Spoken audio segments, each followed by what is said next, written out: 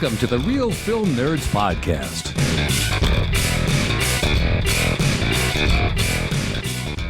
Hi, everybody, and welcome to yet another Real Film Nerds Podcast.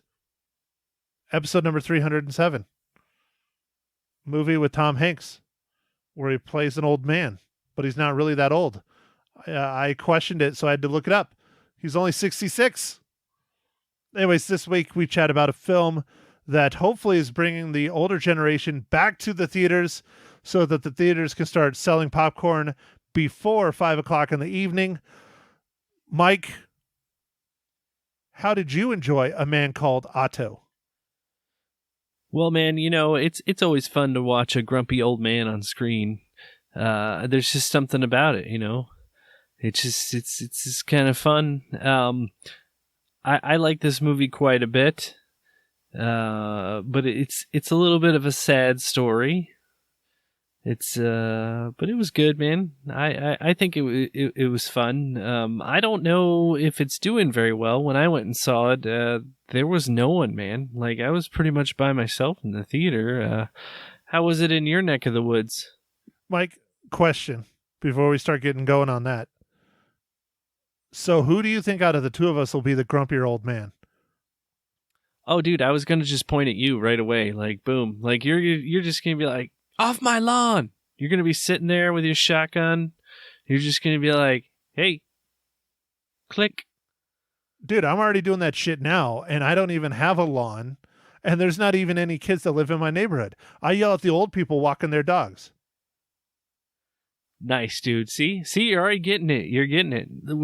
A man named Matt. Sitting there with my shotgun, Matt. And I'm like, hey, you old biddy, get your stupid shit off my freaking lawn. Who Nice. are you calling a shit? Your Shih Tzu. Get it off of my yard. Nice.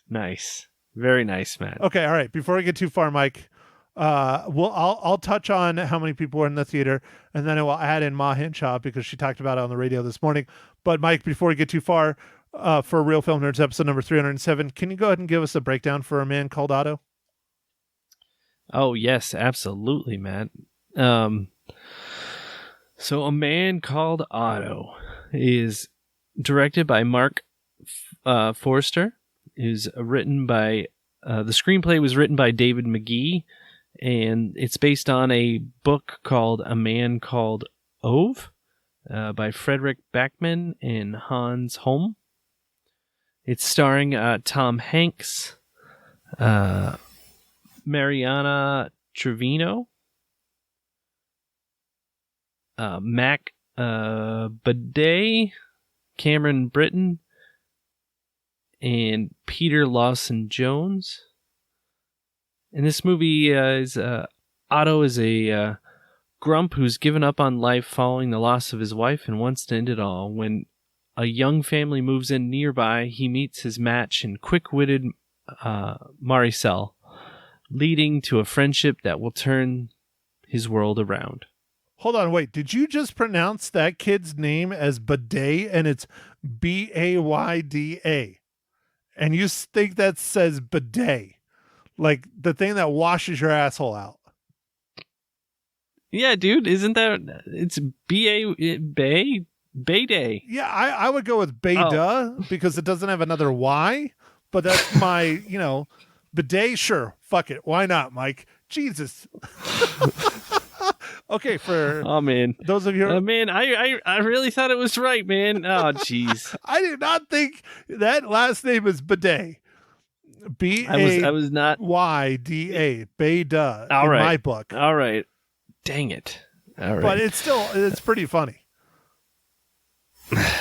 All right. Sorry about that. You need to call him up and apologize. All right, I'll work on that. Will you tweet at him, please? Yeah, I'll tweet face him. Right, that's what you do, right? You tweet face with the talk. It's better than the snap dick because that's painful. Yeah, tweet face talk. Tweet face talk. When you snap it off, it's painful. I guess so. Well, okay. Oh well. All right. We'll figure out. We'll figure it all out. Enough fun, Mike. I'm sorry. Enough fun. I'll get back into it. Okay, here we go. Actually, I like the fun. That's what makes our podcast fun. This is the fun. with the snap dick and rolling around on the ground. And okay, so there was not a lot of people in my theater. I was definitely the youngest one in my theater, though. There was probably about 20. I did go to a late night show, at least for the demographic this film is catering towards. I went to a 7 o'clock on a Thursday, and this movie has been out for about a week and a half, 2 weeks. No, at this recording, I think it's actually 3 weeks now that it's been out. Oh, okay. I went and saw it at 7 o'clock round as well. I think it was like 7:25 or something, and there was just a few people in my theater. Well, my mother, Ma Hinshaw, who, for those of you who have not listened to the podcast before, stay towards the end with her radio interview. She doesn't come on the podcast. She said her theater was packed. She saw it not this past weekend. She saw it the week it came out. She saw it on a Friday morning, and it was packed. Like, there literally were people fighting over the handicap seats, and that's not even a joke. Wow. All right. Well, I mean, I guess Tom Hanks can bring the older crowd so they can buy some popcorn, right, Matt? The only people that have any money? They got to, man. I can't afford that popcorn. I'm not old. Or maybe I am old. I don't know. I look old. All this gray hair matches the gray bush. It's terrible. Yeah, it is, dude. A little bit too much there, but that's okay. We'll just move on. The popcorn's like $9, for a small now. Oh, yeah. So, I was going to say, where the hell inflation. have you been? $9, that's a small. Yeah. Yeah, no, small. That is. It's yeah. Okay, all right, Mike. All right, should we talk about the movie? I don't know if we should. Yeah, we should. We should a little bit, Matt. I think it's a good story. Like I said, it was sad. It was kind of repeatedly got sad, and that kind of bummed me out a little bit in certain points. Dude. I'll be honest, man. I had a very hard time talking about this without spoiling it on the radio. It's probably one of the worst radio interviews I've ever done because I'm like, it's good. It's really sad, but it's good. And I'm like, what the hell else can I say without spoiling it? Because the reason why it's sad is repeated, as you were talking about, is detrimental. It's horrible to see on screen, especially someone as talented as Tom Hanks, but he did a very good job. He's a grumpy old man who has taken over the self-proclaimed role as HOA administrator, even though the HOA has been dissolved and he's been kicked out of whatever exists of the HOA. So, I mean, it was perfect for, me. Yeah, Matt, I believe you are not a part of an HOA, but I am, so, it gets me on the strings there. Yeah, no, I have 0 HOA, and that's why I live here, is because I have 15 cars parked on my lawn that I don't want any dogs pissing on. Yeah, well, I mean, my neighborhood has 15 cars parked on their lawn, and we have an HOA, so who knows? So, Mike, you learned a lesson from this movie that you need to become the president of your HOA, and then you can hand out little tickets and put them on people's cars for not having parking passes. Yes, no, I can't wait to do that. No, I actually looked into. I've attended. No, we're talking too much about HOAs, but I've attended meetings, Matt. There's no way I could ever stomach doing that. It's just like fist fights breaking out, man. There was a time where there's a cop like in the meeting and he almost had to restrain people. It was crazy, dude. That sounds like the kind of HOA I want to be a part of. That sounds exciting and a lot of fun. But Mike, you know what? That's a great segue. You want to know what else is really exciting and fun, Mike? Yes, Matt. Why don't you tell me? Mike, we have another giveaway. This is our second one of the year, I believe. Yeah, it is, dude. So I don't think this one is from our usual giveaway people.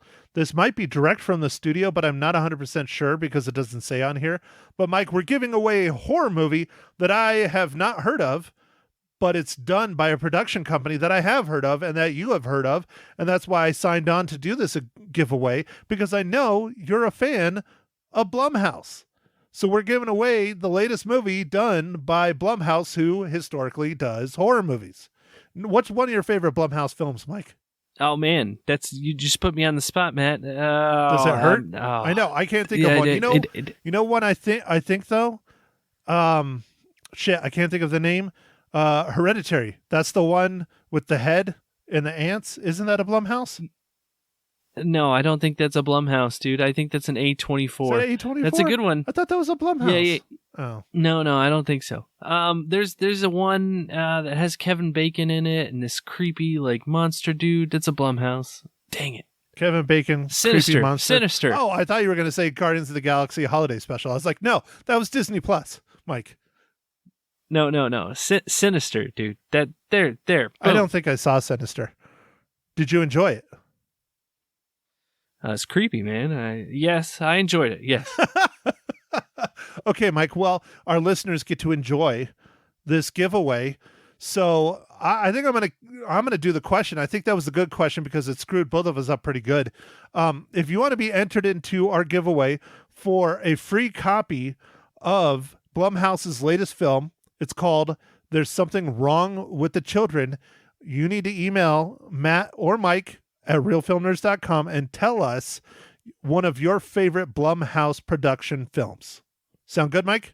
Dude, that's a great question, dude. And yeah.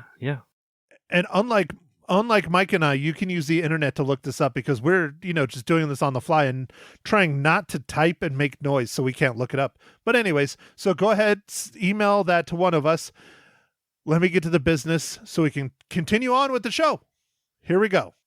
A group of friends on a weekend cabin trip begin to suspect something supernatural is at play when the kids behave strangely after disappearing into the woods overnight.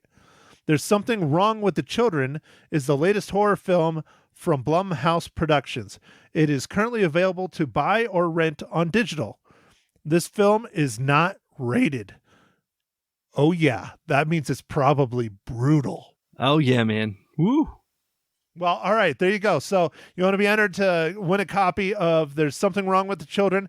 Go ahead. You heard what to do. Tell us your favorite Blumhouse film. Email Matt or Mike at realfilmnerds.com. On with the show. All right, dude. Like you said, this movie's kind of hard to talk about without spoiling. So I'm just going to ask you, Matt, what are you drinking this fine morning, evening, afternoon?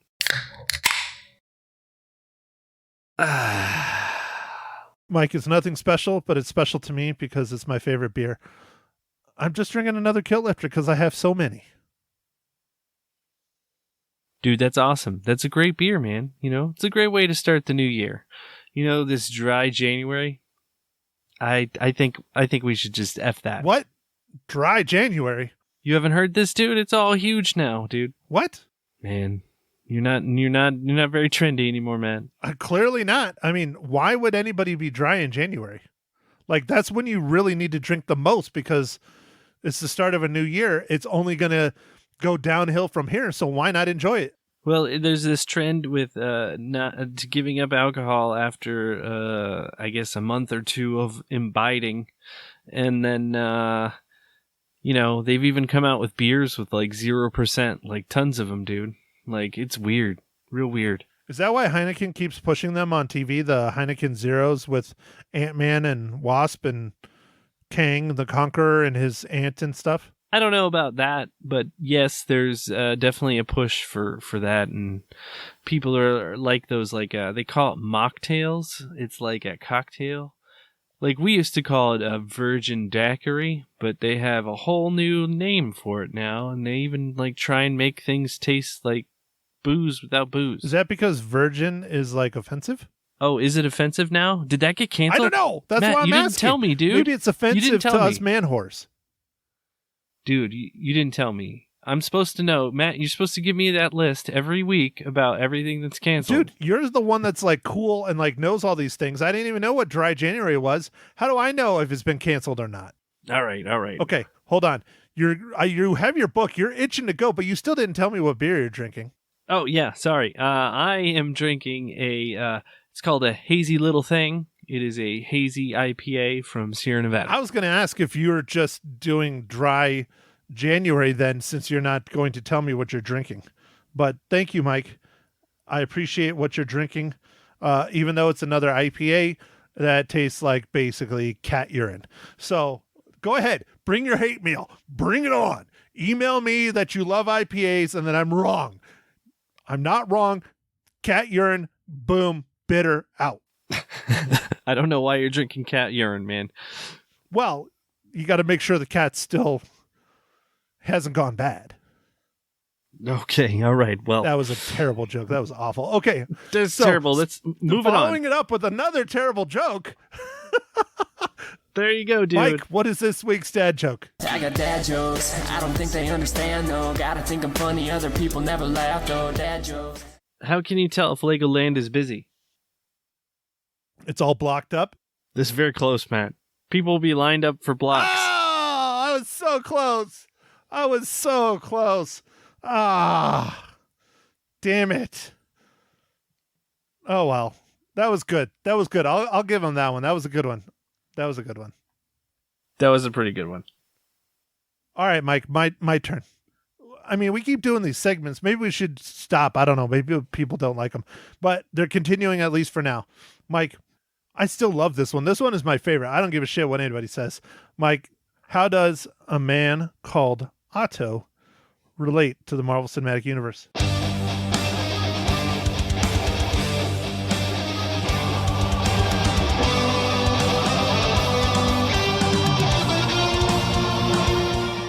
All right, Matt. This was a little tougher than I thought it was going to be, but I once again prevailed.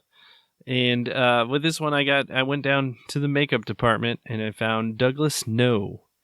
And Douglas No has worked on quite a bit of MCU movies and shows. He worked on Loki.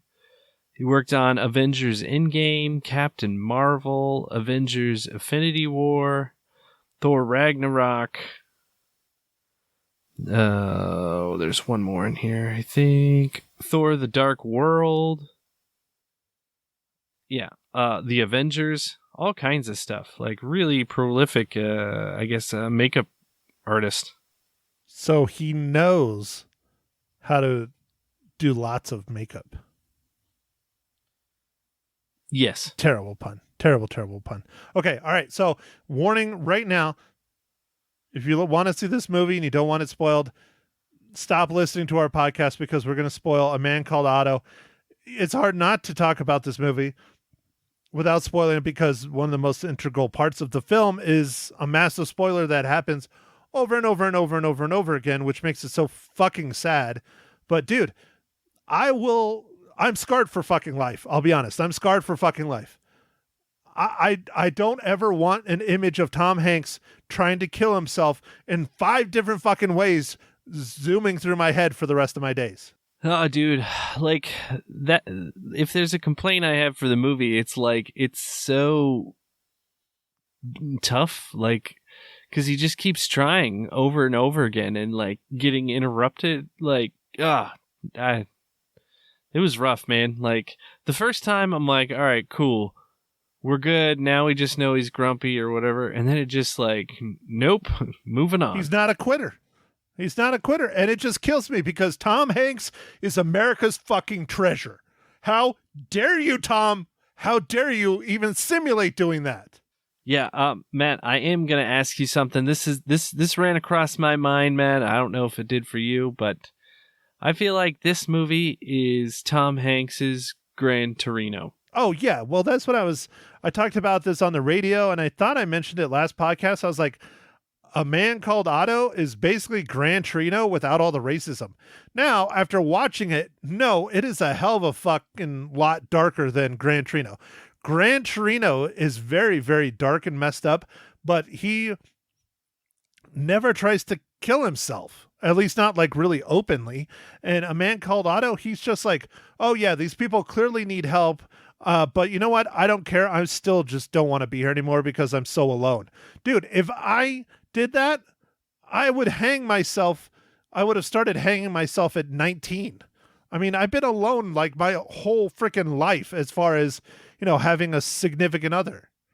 I've had relationships, but nothing at, the level of Tom Hanks in this. And it's like, come on, dude, get tough, sack up, put down the rope.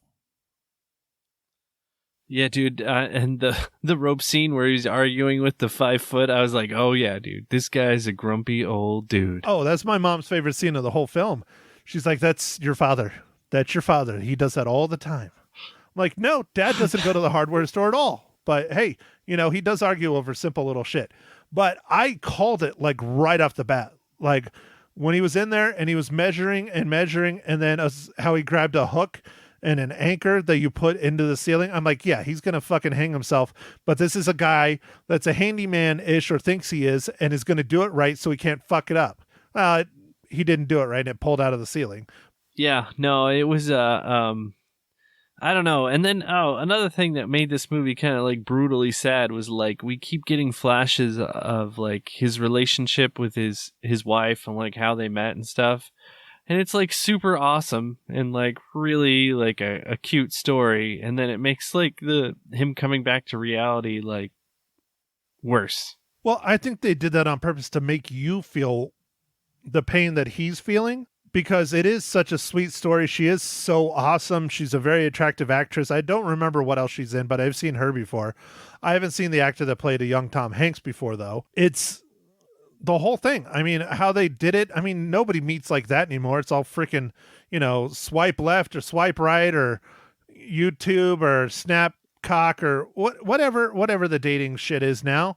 You'll never have those sweet stories again. Oh yeah, we met on Twitter or whatever, wherever people find people now. And it's just like, this is like a story that no longer is around. And I really think the flashbacks really helped flesh out this story and show how miserable of a human being he became, not just after his wife passing, but after losing a child, to be honest. Yeah, I definitely think it shows that the losing of the child also scarred them, greatly, and being a parent now, Matt, it's a lot different when you see these things on the screen. But it was, I don't know, man. It was a pretty dark movie. There's lots of dark in it. Yeah, it was. It's very sad. It's very dark, but it ends very optimistically, like most feel-good movies like this are. It showed him much like, oh hell, not to pull up a weird ass movie, but Mike, you've seen it, Death Becomes Her? Oh yeah, that's like a dark comedy. Yeah, it's a dark comedy. It's hilarious. I love that movie. But if you remember Bruce Willis's character, like they end up going to his funeral at the end of the film, right? And he's 90 or something like that. And like they keep saying, like, whatever Bruce Willis's character is, that life started at 50. And so it just kind of makes me feel kind of the same way with this movie, that just because his wife passed and because he's all alone doesn't mean there aren't good people out there that need your help and reciprocate that help. There's still people out there, if they're related to you or not. There's still relationships to be had. There's still people to chat with.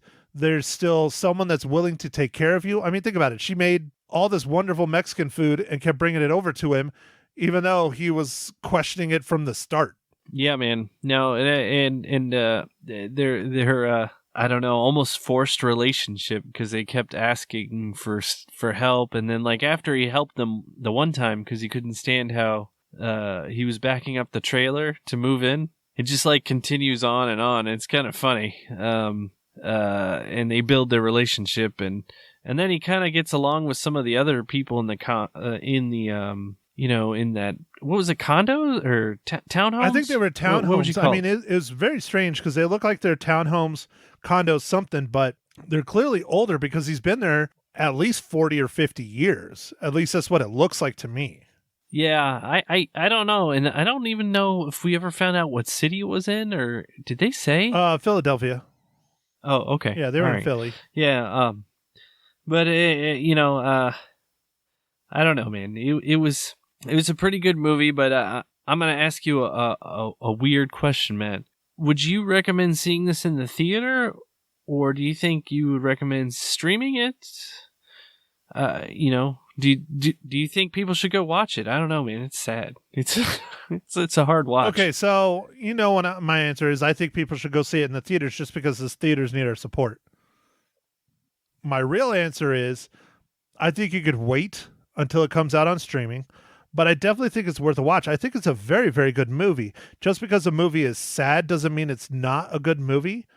It just means you need to, have a little bit thicker skin and realize that it's a story. This is not real. Sure, there might be real occurrences of said things in this, but I liked it. I think it's a really good movie, and I think people should watch it. But I don't think going to the theater is a must because there's no big special effects or anything. The only reason I say go to the theater is because I love going to the theater. It's an experience. We've talked about it many, many times. You can only get that experience at the theater, and we need to support them so they stay open because honestly, dude, I don't know how much longer we're going to have theaters. I really don't. Yeah, I don't know, man.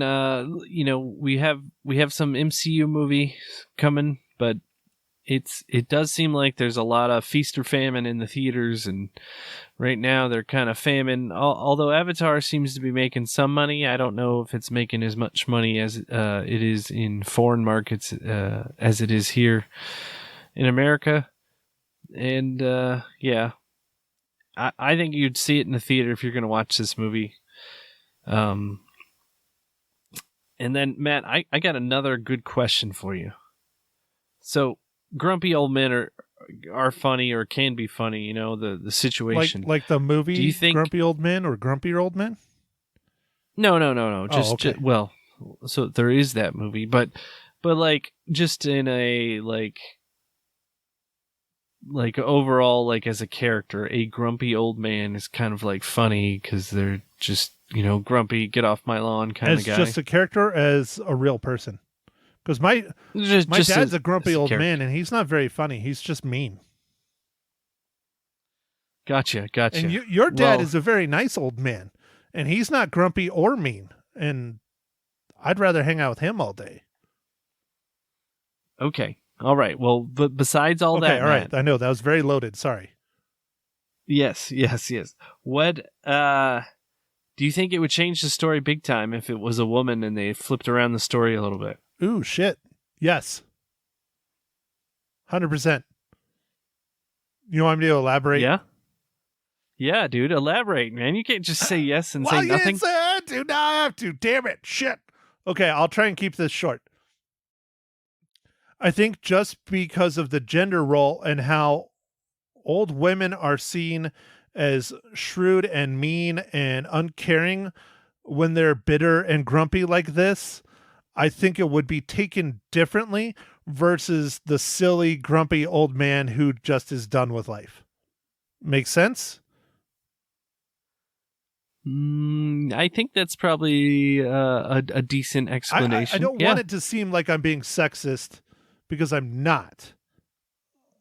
It's just when you're the different genders, when you're mean, people interpret them in different ways. Like, if you're a grumpy old man and people don't like you, they just ignore you. Where if it's a grumpy old woman, they just see her as just cruel and shrewd and mean, and they don't even want to help or nothing. I don't know. Maybe it's just that the woman always wanting to take care of people. So when she doesn't want to take care of someone, or I don't know, I'm getting too out of whack on that, but it's not a gender thing. It's just everyone's perceptions of how the grumpy stages are as you're older. Does it make sense? I am not making sense to myself. Well, I think it's a real tough question to answer, man. I don't really have much of an answer myself. I just thought of that question. It was like, I think it would be a different movie. And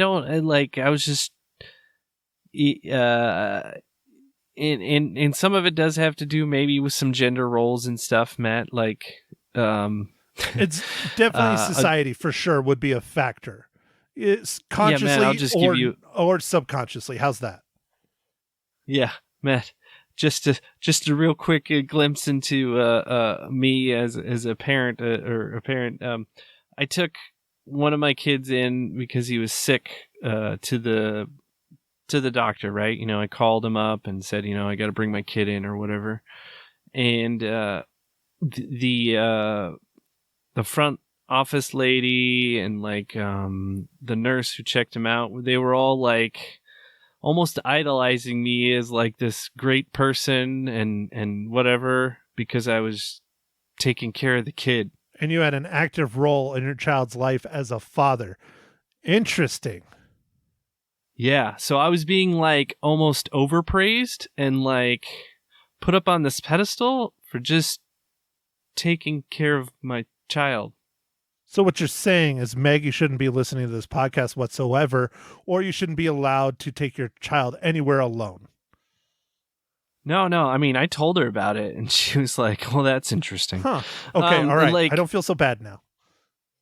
Yeah, and it's like, but if Maggie did it, it's just like, they're like, ah, yeah, cool, It's whatever. expected. Right. So, yes, Yeah. I think that's a great analogy for this. That's a lot better than me trying to explain it and stumbling over my words and talking about genders and probably getting us blackballed on something. But that's a great way to explain it. It's the same situation, but you bringing in your son is very different than your wife bringing in your son. Yeah. No, and like, look, I was looked upon differently, which, I'm not trying to grab any praise or anything. It was like, well, I'll take him to the doctor. It's fine. Like, it's like, I don't know. I guess a equal role in doing childcare. Well, it just shows you that it was unexpected to them. So I think the same thing about, well, and that's even more interesting, as we dive deeper and deeper into this when we probably shouldn't, but historically, statistically, men pass before their wives. Historically. It's a fact. Yeah, no, that's true. That's true for and sure. So when the husband usually is the one that's still alive, he's usually not too far behind his wife passing. I've seen several personal instances of this, be it relatives, family, friends, whatever. I've seen it. When that significant other passes on, it's just like the spark in their life is just kind of gone, And so, but women, they tend to persevere alone, I guess, to a certain degree when their significant other of 30 or 40 years has passed. Now, they don't go on living forever, but people don't like try to help them or clamor to them as much as like a single man. Maybe that's just the statistic, like pointing out the obvious, and people are just kind of doing that. I don't know. Same thing, maybe. Maybe, dude. I don't know. I definitely think this would be a different movie with the roles flipped. Yeah, I think it would be very, very different. Let's say, I'll just throw out a name, Helen Mirren, wonderful actress, great comedic performances, great dramatic performances, just like Tom Hanks in a lot of ways. Just change the actor completely, make it Helen Mirren. Interesting, dude. Sorry, I really threw you a curveball. No, on that dude, one, I love it. This is the kind of discussions we should be having on this podcast instead of just simply talking about the review. We should be getting interesting. This is the kind of shit that drives people to come and listen. The shit that's kind of weird. All right. Well, I guess I'll keep it weird, Matt. I'll keep it not weird, as they say in psychologically stimulating. How's that? Okay. Oh, I was gonna go with Austin's role, like the city's Austin, Texas is like airport. Like every time I've ever flown in there, like keep Austin weird. Yeah, that's like their motto, I think, isn't it? That's like their town motto. Yeah, I don't know. I think it well, is. Prescott's is everybody's hometown, and I mean it is. It's everybody's hometown. Oh yes. I've been there many times, and I'm like, you know what? I had a hometown, but this one's better. Yeah. This one's mine. Uh-huh. So when are you going to come back, Mike? It's been too long. I have no idea, man. I'll let you know. Okay. when the plane tickets become cheap again. So never. Got it. Okay. All right. We're now just mumbling. So I'm going to put an end to this right now. Mike, next week is your pick. Why don't you tell our nice listeners what we get to watch and review for Real Film Nerds episode number 308? It is called A Pale Blue Eye. Just one, not two? Yes, that's what it's called. called. Okay, so what about it? It's Christian Bale, Netflix original. It's been out for a few weeks, right? Yeah, I think it's been out for like a month or I don't know, January 6th. Yeah, like almost a month. Yeah, 20 days. It's a period piece. It's a murder mystery. I think it's a horror. Yeah. Well, it says it's a horror. I don't know if it is or not, but it looks interesting, dude. Okay, well, we will find out, and we will report back for Real Film Nerds episode number 308 next Wednesday. Don't forget to enter our giveaway for a legit horror movie. There's something wrong with the children's. Go ahead and email us. Let us know on that one. Email Mike or myself. So we'll get that going. Other than that, Mike, I think we're good to go. I mean, dude, great discussion. I think this was one of our, dare I say, our best podcast of the year. Nice, man. Well, how many ratings do you give? How many reels do you give it? Mike, good catch. God damn it. I'm just looking at the time like, we got to go. Mike, like I said, I really enjoyed this movie. I thought it was great. I don't think it's going to win any awards. I don't think it's that good. Tom Hanks' best performance as always. He's just fantastic. The young lady that played against him, Mariana Treviño, fantastic. I thought she was really just a perfect counterbalance to this grumpy old man. She did a fantastic job.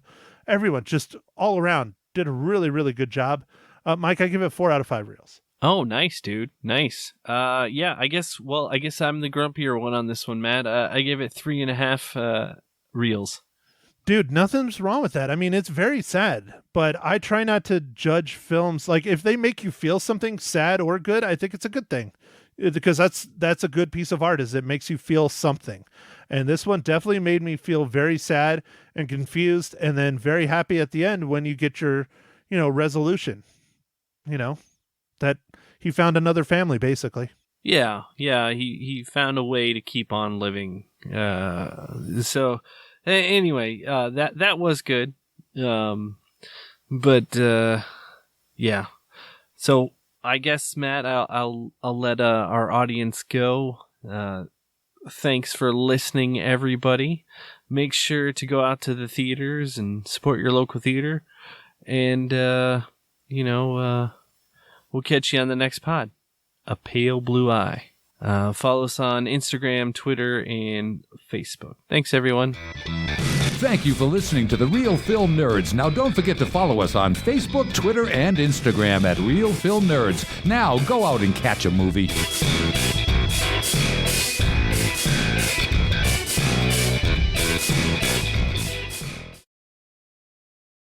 Matt Henshaw made it into the Magic Studio this morning, and he's with me now on Magic 99.1.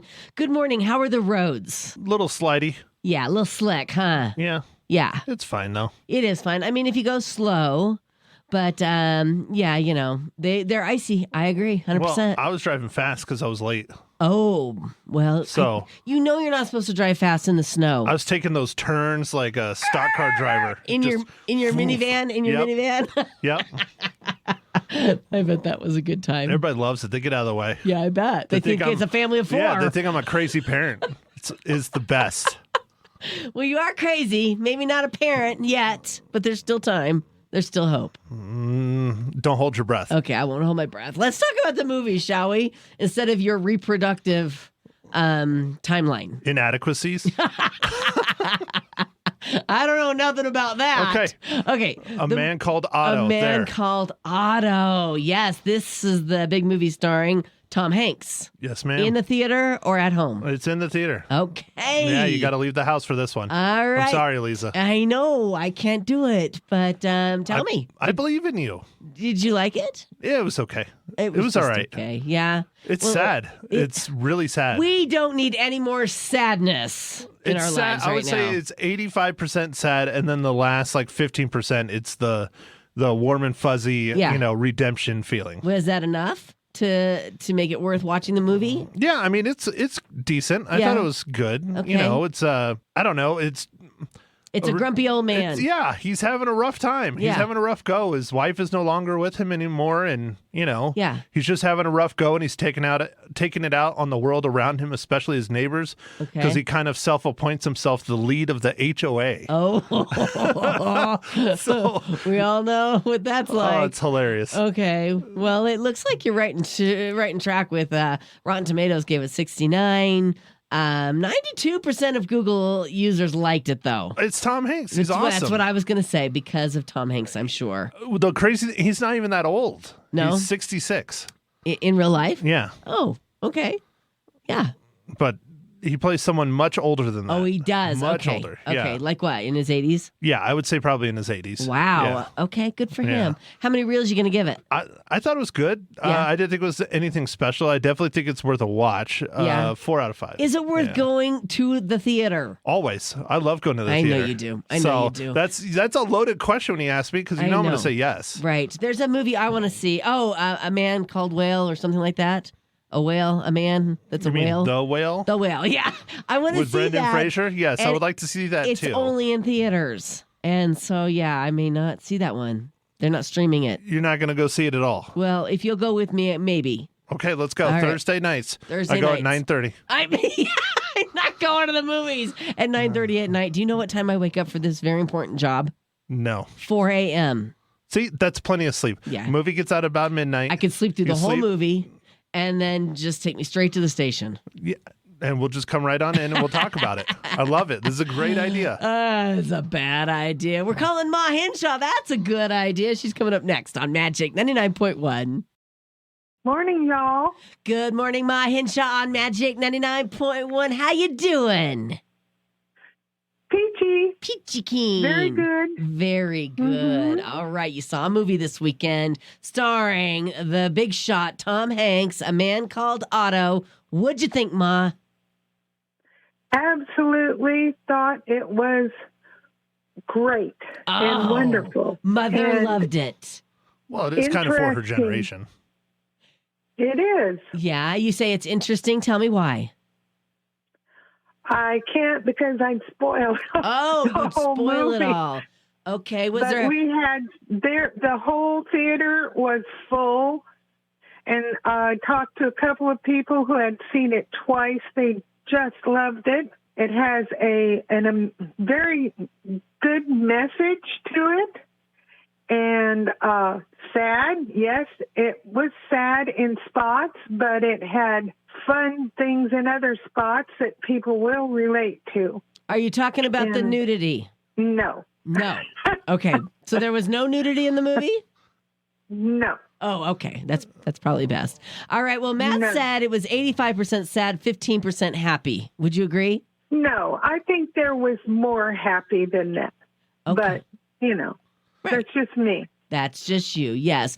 The movie was 2 hours and 40 minutes long. Tell me, did you have any sleeps? I had no sleep, and I didn't even eat my Cheetos. Wow. I just watched that movie. Okay. Well, wow. That's a great review. You really, really loved it. So how many cookies you going to give it?